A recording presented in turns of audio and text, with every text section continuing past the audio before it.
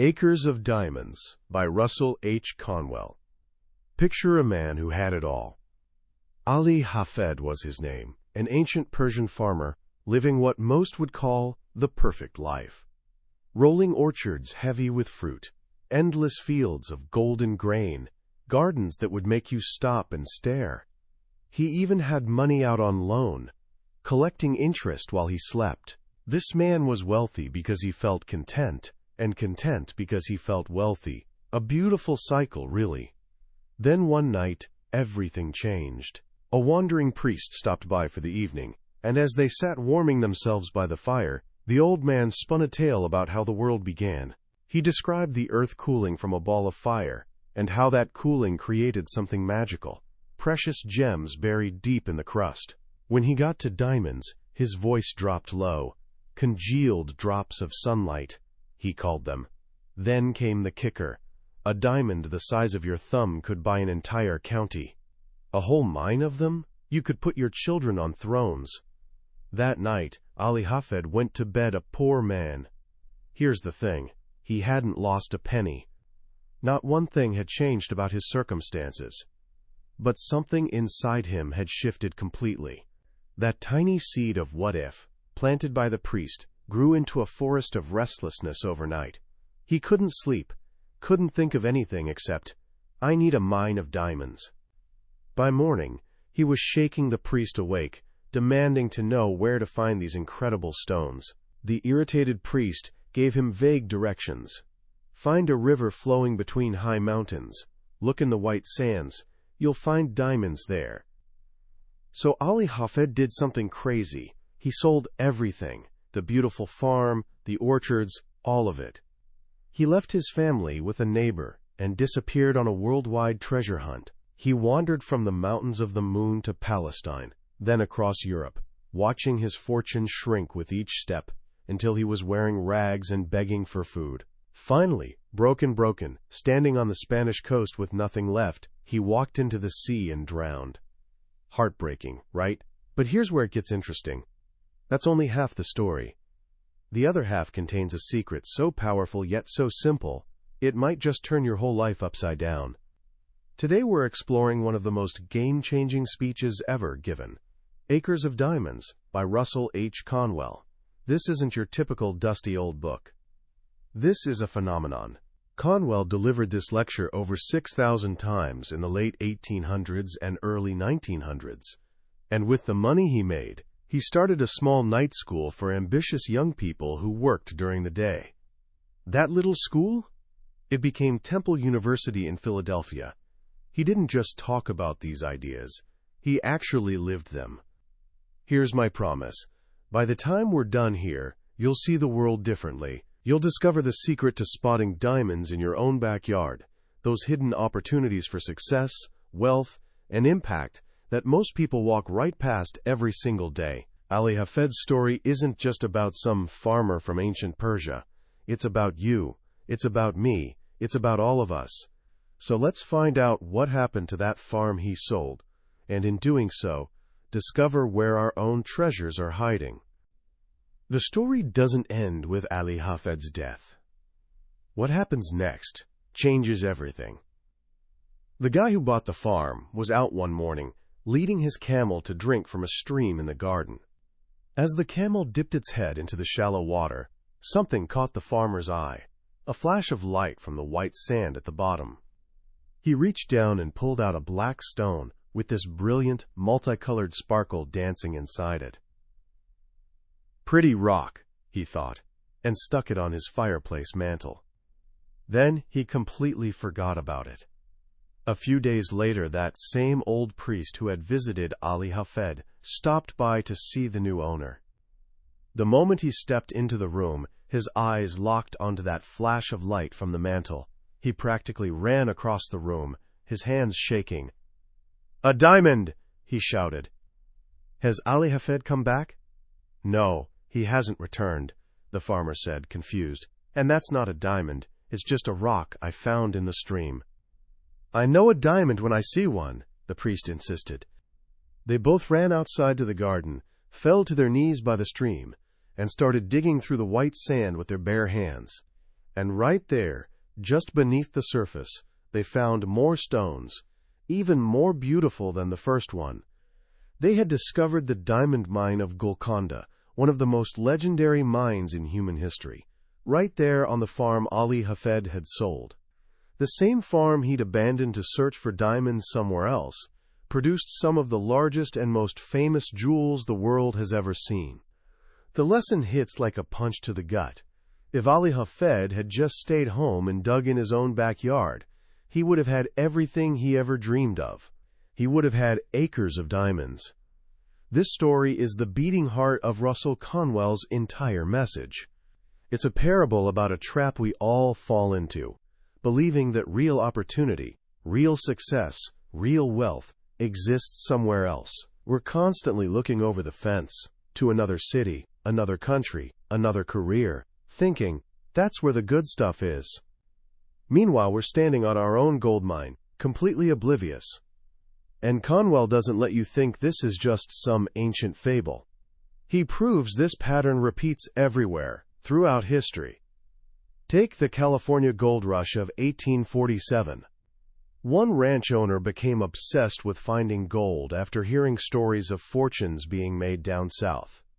He sold his ranch to a man named Colonel Sutter and disappeared chasing his dream. He never came back. Meanwhile, Sutter built a mill on a stream running through that very property. One day, his little daughter was playing in the water and brought some wet sand into the house.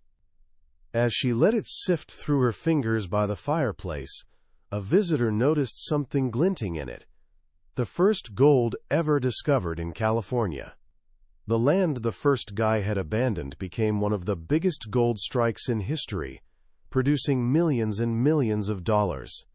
The man had sold his acres of gold to go looking for gold. Then there's the Pennsylvania farmer who thought his land was worthless. The oil business was just starting up in Canada, and that sounded exciting, so he sold his farm for a measly $833 and left. The new owner went out to clear a stream so his cattle could drink from it. He noticed the previous owner had put a plank across the water to skim off this thick, nasty scum that the cows wouldn't touch. That scum? Pure petroleum. For years, the original farmer had been unknowingly damming back what geologists later called a $100 million flood of oil.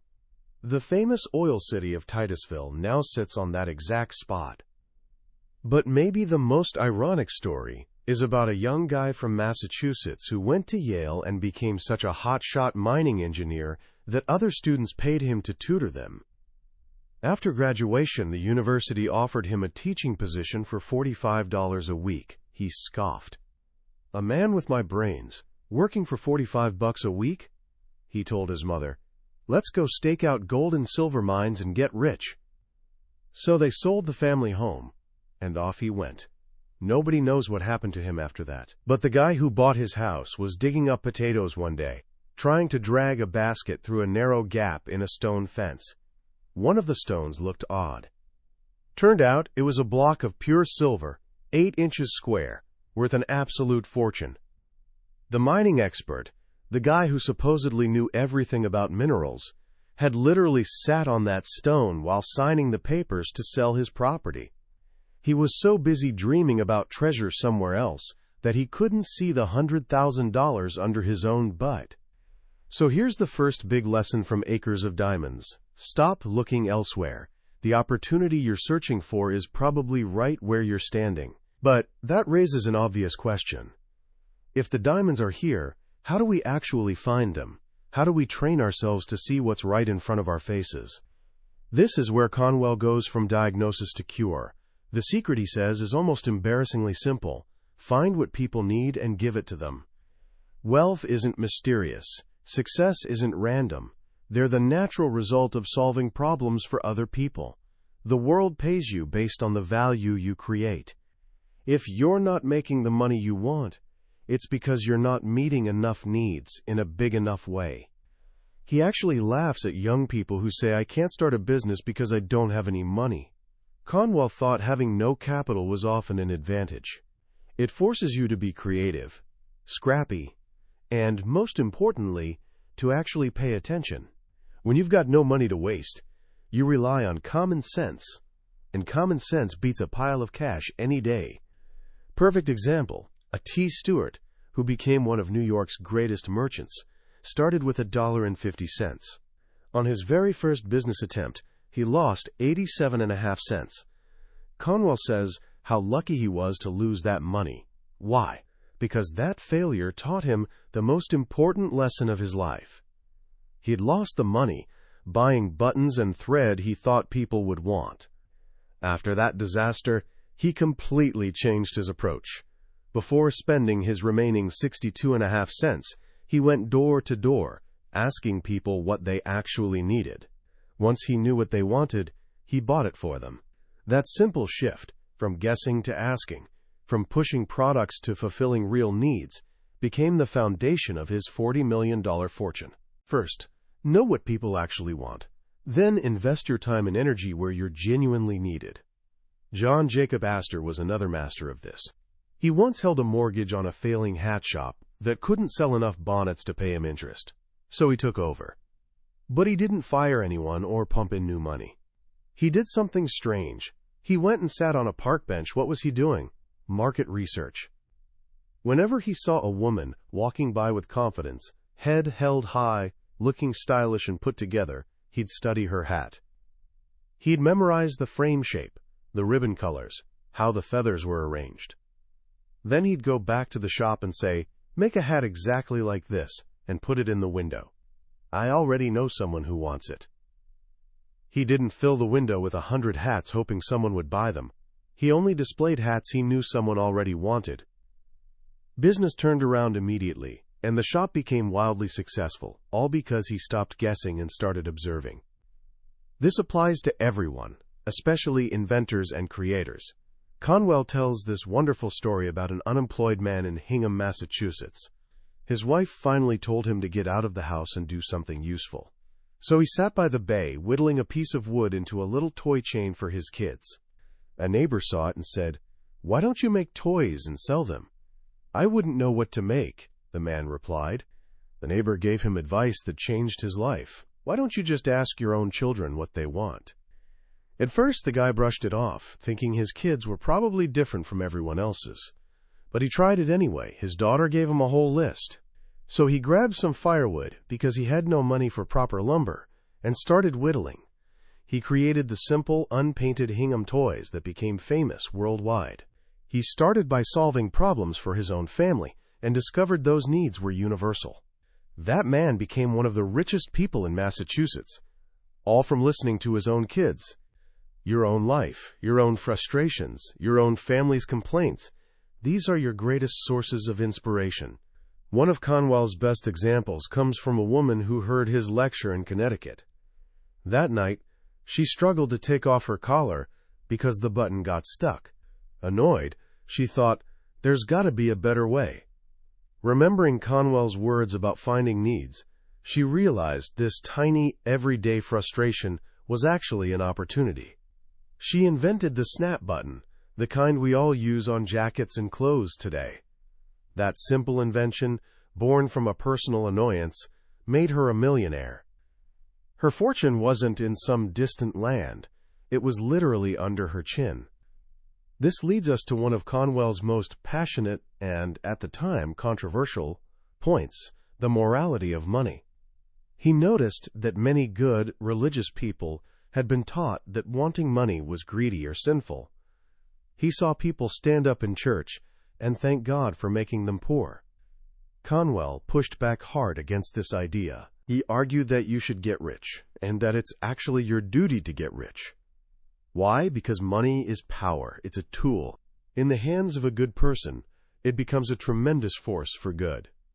Money prints Bibles, builds churches, sends missionaries, funds hospitals. Making money honestly, he said, is like preaching the gospel. He believed 98 out of every 100 rich people in America were honest. That's why they were rich, because people trusted them. He pointed out a common misquote from the Bible. Scripture doesn't say money is the root of all evil. It says the love of money is the root of all evil. That difference is huge. It's the worship of money, The greedy hoarding of it, the obsession with dollars for their own sake, that's the evil. But earning money honestly by serving others and using it generously to help humanity, that's noble and good. This redefinition of success goes beyond just money. Conwell worried about how young people thought about greatness. The first trap is believing greatness comes from holding political office. The young person who thinks, "I'll be great when I get elected to something," has it backward. In a democracy, the office holder is the servant, and the people are the masters. The servant can't be greater than the master. True power and influence come not from titles but from your ability to serve your community, right where you are. The second trap is thinking greatness requires a grand stage, like a war. Young men dreaming of leading a battlefield charge and coming home decorated heroes are missing the point. Conwell was a Civil War veteran himself, so he knew better. He tells a moving story from his own life. After the war, his hometown threw a celebration for returning soldiers. Conwell, who'd been a captain, was the guest of honor. The mayor, a man who'd never given a speech but thought his office made him an orator, stood up to talk. Nervous and fumbling, he pointed at young Captain Conwell and called him a hero, describing his shining sword flashing in the sunlight as he led men with the cry, "Come on!" Conwell cringed. He knew any soldier knows that an officer's place in battle is behind his men, not in front. But more importantly, he looked out at his actual soldiers sitting in the audience, the men who'd carried him across rivers so he wouldn't get his feet wet, who'd found food for him, who'd died under trees in Tennessee. In the mayor's speech, they barely got mentioned. The hero was the guy with the title, while the ones who did the real work were afterthoughts. He learned something that day he never forgot. Greatness doesn't come from holding an office or having a fancy title. Greatness comes from doing great things with limited resources, accomplishing big goals from ordinary positions in life. The person who gives their city better schools, safer streets, more happiness, more opportunities, that's the person who's truly great. And so the journey of Acres of Diamonds comes full circle. It starts with a man leaving home to find his fortune, and ends with the profound realization that our fortune, our purpose, our greatness, all of it is found in the place we started. You have to begin where you are and with what you are, right now. Anyone who wants to be great anywhere must first be great in their own Philadelphia, their own hometown, their own neighborhood. Your acres of diamonds aren't over some distant horizon. They're waiting for you right under your feet. All you have to do is start digging. It's wild to think these words were first spoken over 100 years ago. And yet, has there ever been a time when we needed Russell Conwell's message more? We're living in the age of the highlight reel.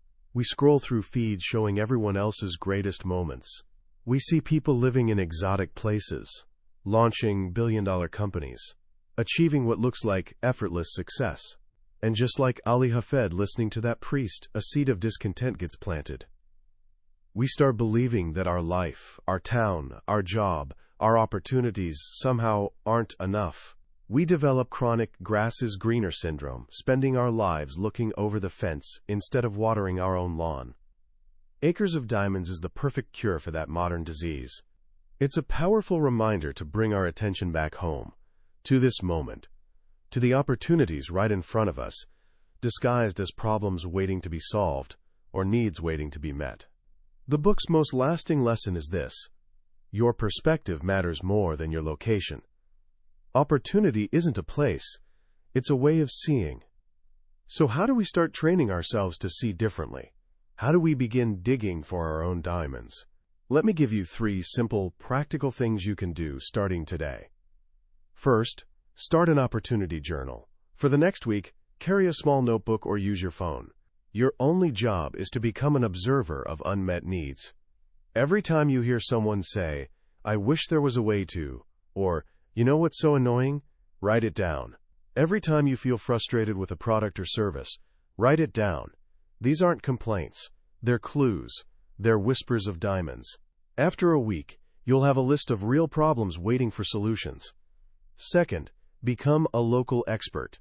Instead of brainstorming some world-changing idea, pick one small local business you already go to, a coffee shop, a gym, a bookstore. For the next month, whenever you're there, do what John Jacob Astor did on that park bench. Observe. Watch the customers. What do they struggle with? Where are the bottlenecks? What small change could dramatically improve their experience? You're not trying to compete with them. You're training your eyes to see the invisible details that are the foundation of all value creation. Third, practice serving first. The foundation of all wealth, as Conwell taught, is service. Find one person in your immediate circle, a parent, a sibling, a friend, and ask them, "What's one thing I could do this week that would make your life a little easier?" Then do it, expecting nothing in return. This isn't about making money. It's about building the muscle of service. It's about shifting your focus from "what can I get" to "what can I give." That shift, more than anything else, is what uncovers the diamonds. In the end, the journey Ali Hafed took around the world was the wrong one. The real journey isn't outward, it's inward. It's about changing how we see, learning to spot profound potential in the familiar, and realizing that the most powerful thing we can do is serve the people right in front of us. Your life right now, exactly as it is your own personal, undiscovered mine of Golconda. That was a summary of Acres of Diamonds by Russell H. Conwell. We've hit the highlights today, but I'll be honest, a summary can only take you so far. The real magic happens when you read or listen to the full lecture yourself. It's in those quiet moments when a particular story or simple phrase hits you in an unexpected way. This summary is designed to help you decide if this book is worth your time. If anything we've talked about today resonated with you, I encourage you to check out the original work, because it's not just learning, it's an experience that can genuinely change how you see your world. Also, if you found this summary valuable, I'd really appreciate it if you'd hit that like button and subscribe to the channel. That way, you won't miss our next journey into another life-changing book from the Billionaire's Bookshelf. Let's keep growing together.